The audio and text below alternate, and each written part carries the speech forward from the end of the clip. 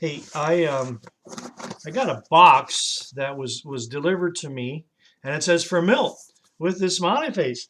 This is pretty cool. I wonder what's in this box. Let's see. Um, Maybe it's Jack. Jack, are you in the box? Jack in the box. No, not Jack. Okay. Well, we're going to open it up and see who might be in this box. Oh, it's Clara. Clara the chicken. Clara, what are you doing in my box? Well, how did you get in there anyhow?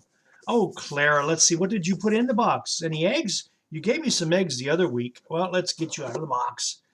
Oh, Clara, these aren't eggs. These are soft fuzzballs. Hey, no, they're not eggs. They're fuzzballs. What's that you say? Oh, yes, you think that they're soft to lay on. That's why you were doing it. Oh, okay, Clara. Well, Clara, we're going to put you back in the box then. Yeah, a little smelly in there. Yeah.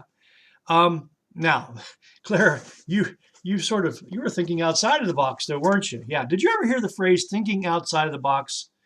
Well, it's a phrase that means to think differently, to think unconventionally, to think about something from a new perspective, to think about how to do something maybe in a new and different creative way, to think outside of the box.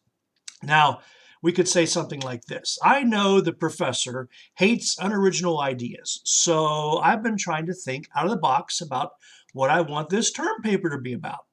Or we could say maybe like, you know, friendship community is looking for adventurous, creative people who can think out of the box and are not afraid of experimenting. Thinking out of the box, it's a term that's often used in business settings to encourage creativity, encouraging workers to try not to think of the obvious things, but to think of things that go beyond and they are even other than the usual way of doing things. Creativity. Yes, we have a very, very, very creative God. You know that? Absolutely. Genesis 1:1 says, in the beginning, God created the heavens and the earth. And as you look around you at all the intricacies of the earth and the things that make this earth beautiful and just a little details, you can see where God is very creative. Jeremiah 10:12 says, God used his power to make the earth. His wisdom set the world in place. His understanding spread out the heavens. Yeah, God is a very creative God, and he has passed that creativity on to us, his creation. In the Old Testament, in Exodus chapter 35, there's this hidden story about two men who were very creative men. And one of those men's name was Bezalel. Yep, Bezalel. And here's what it says about Bezalel. The Lord filled him with the Spirit of God. He filled him with wisdom and with understanding and with knowledge and with all kinds of skill. Bezalel can make beautiful patterns in gold, silver, and bronze. He can cut and set stones. He can work with wood. In fact, he can work in all kinds of arts and crafts. Take a break. Arts and crafts, those are things that many of you like to do. Well, we see here that this man named Bezalel also loved to work with arts and crafts. So back to the story in Exodus 35.